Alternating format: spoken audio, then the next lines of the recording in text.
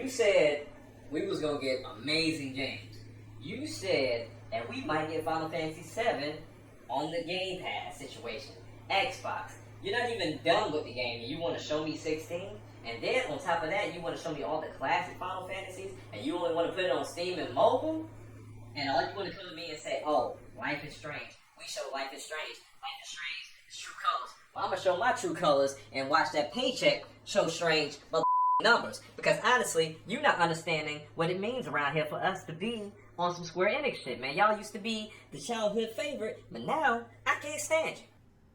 Welcome to the Gaming Grounds channel. It's your boy Action Jack, man. And as you see, I'm going to give you my impressions or my thoughts on the Xbox Bethesda showcase as well as the Square Enix showcase.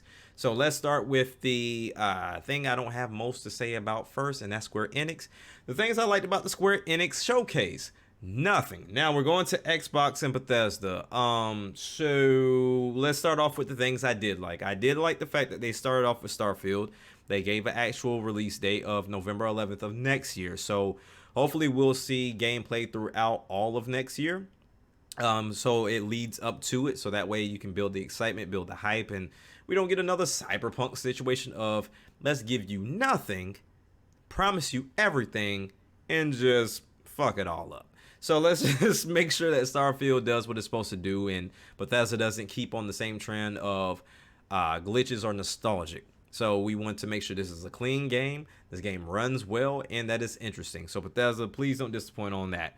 Back 4 Blood, a game that I'm going to be interested in. I wanted to play the Left 4 Dead series, dabbled in it a little bit, but between the graphic hitches and the low frame rate and the BS that goes around it, I didn't touch it ever again. Not play 2. I have a cousin that plays 2 faithfully, but that's just you gotta have a clean, smooth game for me to play something like that, especially if you're gonna be in a party aspect and have that many hordes and many swarms coming at you in the form of zombies and things of that nature. Like that whole movement needs to be smooth. I can't just have hiccups and frame drops all over the place when it comes down to a game like Left 4 Dead. So hopefully Back 4 Blood is better in that regard, and that is dropping October 22nd of this year, and it's also going to be on Game Pass. So if you don't have the ducats to actually get that game and you pay for Game Pass, whether it's the regular Game Pass or Ultimate, you can download that on Game Pass. So bet. The next game that I showed interest in, ready to get my Franklin Saint on, ready to get my Cleo on, ready to get my Mitch shit on, Contraband, ready to move that weight, whether to go rob some individuals, ready to get this money. So hopefully it's got this co-op going, online thing, and I believe that's what they said within the trailer. I'm ready for all that smoke, man. I'm just ready to go ahead and feel like a kingpin on some Bonnie and Clyde type thing too. Go ahead and rob, hit up some spots. Feel a little illegal out here in these streets. Contraband seems like the type of game that I can definitely do that in. Let's see what else. 12 minutes. Seems very interesting. I'm gonna watch some more footage on that. Vicky and Jay said that this game has been shown before, so I'm gonna definitely go and take a look at some gameplay and see what the whole premise around 12 minutes seems to be. If they don't tell you and they just show gameplay, then I'll check that out and kind of give my opinion on that when I see it. But it's due out August 19th of this year, and it will also be on Game Pass, so that'll be a nice little pickup just to try it out and see if I actually like it. Let's see, we got Psychonauts 2. Psychonauts 2. Dang, I can't speak today. Psychonauts 2 is definitely a game I've been looking forward to. I love the first Psychonauts. I finished that first Psychonauts. It had like the summer camp Matrix situation going on throughout the entire game. So hopefully the platforming is a lot better. Hopefully it runs at 60 because I need all my platformers to run at 60. Hopefully they give you a lot more within this game as far as powers, especially the psycho powers. And yeah, I'm definitely looking forward to Psychonauts 2. It is a game that I can foresee myself picking up. I don't necessarily need Game Pass for that. Even though it will be on Game Pass, I don't need Game Pass for that. And it's dropping August 25th. And if you haven't tried the first game, go try it out. It's on Game Pass as well. It'll be kind of hard for you to purchase now because it was an original Xbox game. But you can definitely go try it out on Game Pass. And I don't think the first one will have anything to really do with the second one. So it's not one of those games you have to play in chronological order. But definitely for sure, try out the first one. and you could possibly get a vibe of the second one. I can't even fix my mouth to say you would, because I don't know exactly what is coming with this one, but definitely keep your eye on that particular game. Let's see what else. I like to see the fact that Hades is coming to Game Pass. Not a big Halo person, but I did enjoy Halo Infinite and what I saw of Halo Infinite. So it would definitely get a play out of me this year if it does release this year. They said holiday 2021, and typically holiday 2021 means we want it to come out holiday 2021, but it's still a possibility it might get moved back to, let's say, January, February. But if I'm Microsoft, I'm not moving it to January, and that means in turn you may have to move it to February or March, depending on what Nintendo announces come this Tuesday. So we'll definitely see what happens with Halo, but it definitely piqued my interest as in a game that I would pick up for Microsoft, or for my Series X, if you will. Plague's Tale, the second version of Plague's Tale. I need to finish the first Plague's Tale for sure. For sure, I did pick it up. I liked it. Even though I'm not a big fan of the whole, catering and escorting as far as missions go, they do it in an interesting way to where it kind of holds your attention, and there is some fighting, some escaping, puzzle solving. So I mean, it's a cool game. I'm looking forward to see if the first one does get like some optimization for the Series X or S, because it ran kind of funny on my 1S when I was originally playing it, which is kind of the reason why I put a lot of these games down, because they didn't run all that well on the 1S. But I'll definitely look forward to it now. Seeing as the Series X, I'll probably download Plague's Tale after I do this video and post it. So just to kind of get a vibe of it again before this one comes out next year.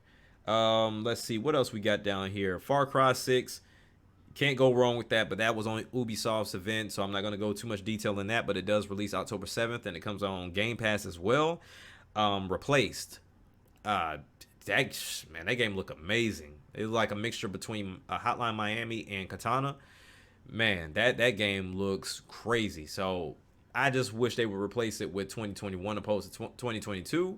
But, we can hold off, especially if we got a lot of games that's coming on the back half of this year. Those of you that know me, I'm Nintendo first. So if Nintendo comes and blows us away for a second half for the Switch, then that's where my focus will be, opposed to me being worried about what Microsoft has going on. So for sure, if it comes out 2022, maybe that's best for me. But I would love to play this game sooner rather than later. But we'll see in what time frame of 2022 it does come out. This Eiyuden Chronicle and Rising games. It was two different games. One releases next year. Another one releases on 2023. The game that I'm looking forward to is the one that's releasing in 2023.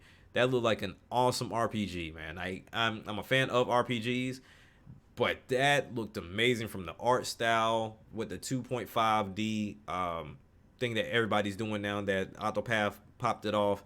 The art style and the camera movement and the views and everything when it came down to the fights where you were fighting against enemies, bosses, and all the other stuff. Like, you just have to check that out. And it seems to be hard to find, because every article that I read, they mentioned all of the games there except for these two games for some reason. I don't know why. Like, because it was hard for me to read and or spell this damn game, so I had to go through the entire presentation again until I got to the point of the presentation for these two particular games. It was made by 505 Games. So definitely, this is a pickup for me whenever this does come to what looks like could be Xbox as well as Switch, because this game would succeed on Switch heavily. But by that time, Nintendo might be moving on to their new console, so we'll definitely see what happens by 2022 and 2023 for either console and for these two games. With the Eiyuden Chronicle and the other one was Rising for 2022. Let's see, Age of Empires. I like games like this, Age of Empires, the Tropicos, the Planet Coasters, Sims, all those games like that. I was a fan of SimCity at one point in time, but SimCity gets a little too difficult sometimes for me. Like, it's a little too detailed, but I don't think SimCity still lives. So definitely they've done away with it. I was dealing with SimCity back on the PlayStation. But yeah, it was definitely a game I want to touch and go hands on with Age of Empires, but it's a PC only. But nonetheless, you can get it on the PC version of Game Pass. So it releases on August 28th. So definitely check that out as well. They showed Outer Worlds 2. Don't really care for Flight Simulator. For anybody in the comments, please, if you like Flight Simulator, please tell me the appeal of this game.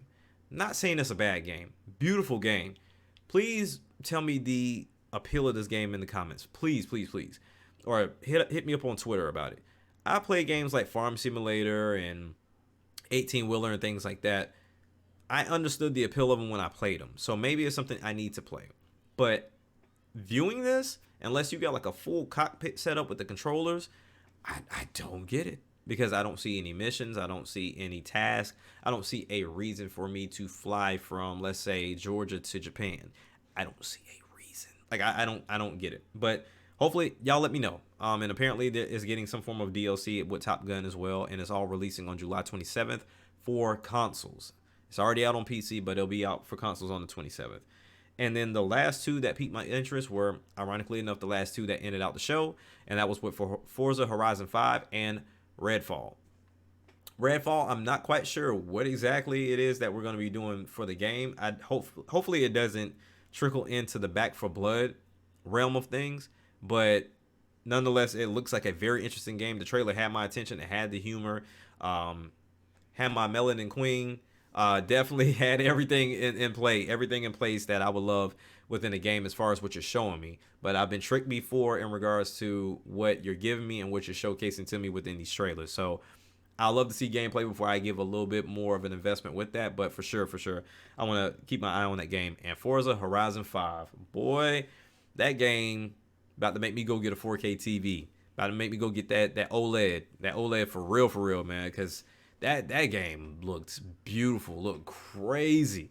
So with the Series X and then me getting like the LG OLED TV, I gotta go drop them stacks to get that specifically for that damn game. Because I'm not a graphics whore, but if my 1080p TV can still see those little needles in the cactus and see the separate rocks and taking place in Mexico and the beautiful paintings and colors and the skies and the distance and the draw distance and everything, yo, that's a pickup. And that's November 9th. That is a awesome looking game. And Forza Horizon has always been a fun game. I'm more of an arcade type guy. I don't really care too much for simulation, outside of sports games, of course. But man, this looked amazing. So for sure, man, Xbox showed they whole ass on this presentation for me. I see a lot of people giving it 6.5s and things like that, but they showed their ass for me. And that, it just makes me, happy that I do have a Series X. And I guess it's more dust for my PlayStation at this point until Sony shows me otherwise. But all my third parties and of course the first parties will be bought on Series X, and then of course I have my first parties on my Switch as well. So yeah, man, hopefully Sony can show me something different, not to intermingle with the two. Not saying no fanboy shit, but definitely with me having all consoles, Xbox just gave me a reason to say, you know what, I'm looking forward to the future for my Series X. I can't say the same for my PS5. And then come Tuesday, I believe Nintendo will do the same for my Switch. And hey, sources say Switch Pro. You know what I mean? So we'll see what we'll see at E3 tomorrow. But definitely with Microsoft and Bethesda, they did your boy proud for owning a Series X, having Game Pass. They didn't fail me. So I'm loving it, and hopefully y'all enjoyed it too. Y'all let me know down in the comments what y'all enjoyed, what you saw, what you want to see more of. Whether you like the presentation, if you like the fluidity of it and how they show game on game without all the talking that they usually do. If you're looking forward to the Nintendo event, if you think Sony should have shown up for E3, let us know, or let me know, whether you watch me on the Winging It podcast or you watching this video here. Let me know in either location. I'll definitely get back to you and have that conversation, man. But yeah, I loved it. And yeah, that's the end of my video, and that's the end of my thoughts as far as this goes. And all I got to say to close out, Square, what the fuck? Peace.